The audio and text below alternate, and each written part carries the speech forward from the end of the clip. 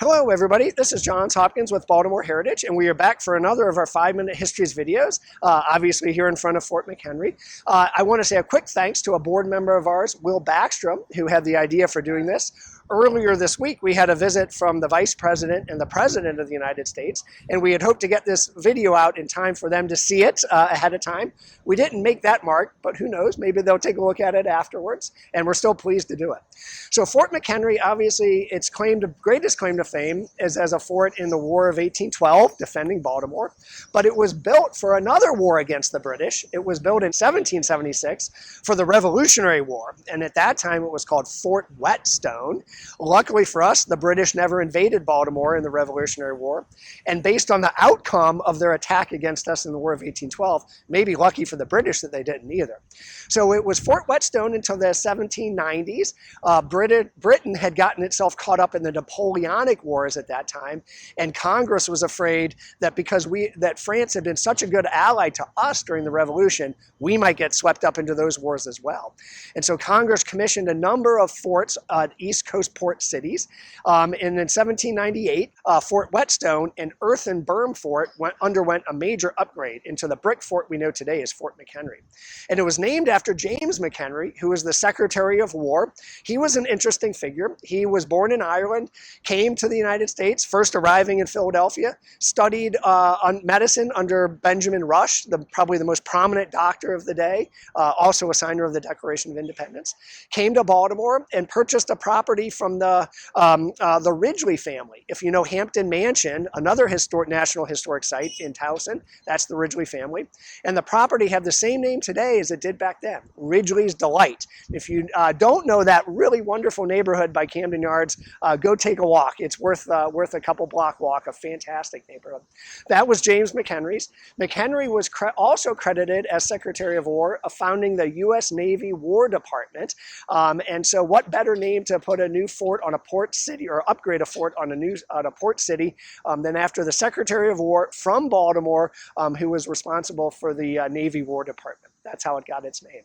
So many of us, or many of you maybe, are wondering like me, we always know Fort McHenry as a star fort, and we just say that and then we don't really think about it. But in preparing for this video, I thought, why is it shaped like a star? There's got to be a reason, and in fact there is a reason.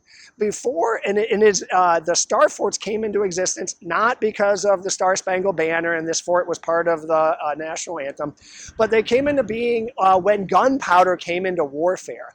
Before gunpowder, forts were various shapes of rectangles mostly, and that was fine. You could have a bunch of archers up on your turret and your walls and firing down on the attacking enemy.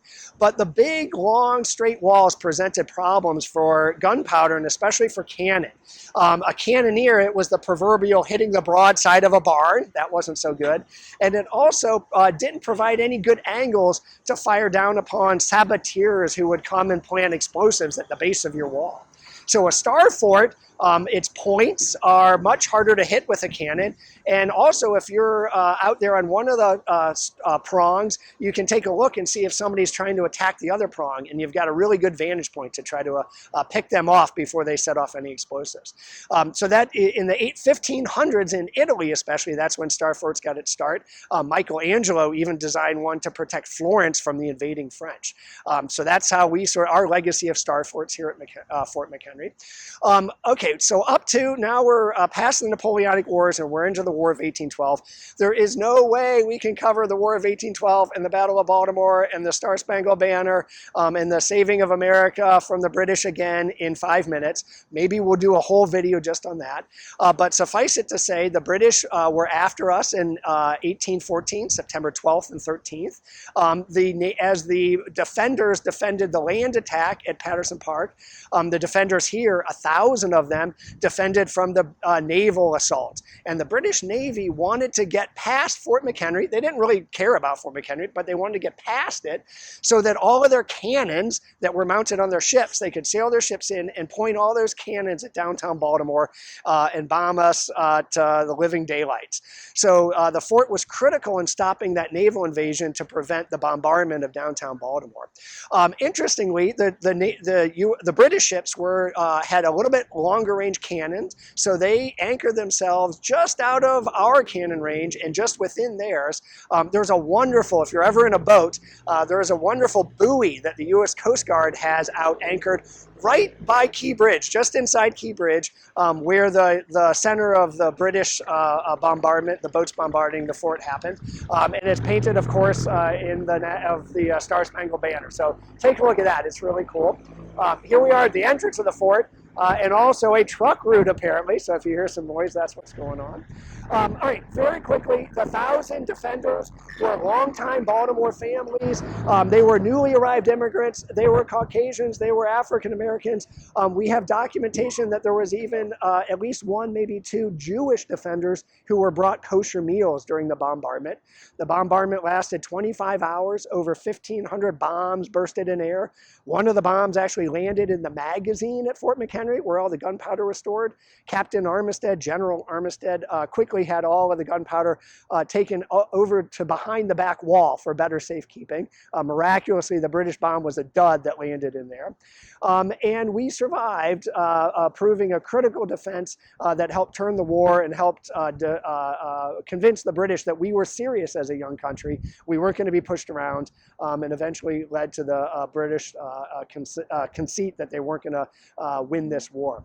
All right, so we have a critical role in the War of 1812, but the fort also plays some other pretty important roles. In the Civil War, it was a prison. Over 7,000 Confederate troops were imprisoned here, along with Baltimore's mayor and city council and a number of General Assembly members. President Lincoln was not about to let Maryland secede from the Union, and that was one way he did it. In World War I, it served as an army hospital for folks returning, Americans returning from Europe, all the way up until 1925. Around 1912, I think, it no longer was needed as an active military installation, and the final Coast Guard folks left. 1933, a young President Roosevelt transfers it to the National Park Service, and a few years later it's declared a national monument, which it is today, and a historic shrine. Today, over 500,000 people, I guess in non-COVID today times, 500,000 people visit, including just 2 days ago the President and Vice President. And I'm going to conclude with this thought. It made me ask to myself, well, were there other presidents that have visited Fort McHenry? And the answer is yes, and here's maybe a quick rundown in reverse chronological order. 2014, Barack Obama visits on Defenders Day, September 12th. Help us commemorate that. 2015, Bill Clinton meets up with a bunch of school kids, I think from New Jersey or North Carolina here. 1989, George H.W. Bush visits, kicking off the 175th anniversary of the fort. Incidentally, his hosts were William Donald Schaefer, who was then Governor Schaefer, and Helen Dutch Bentley, the great champion of Baltimore's port. 1982, Ronald Reagan. 1975, Gerald Ford celebrates 4th of July here at Fort McHenry. And then the first president to visit, even though the fort was commissioned during Adams Day, William Harding dedicates a bronze plaque to Francis Scott Key, of course, of national anthem fame. So that's a little bit of the history of Fort McHenry. Thanks for joining us, and we'll see you soon.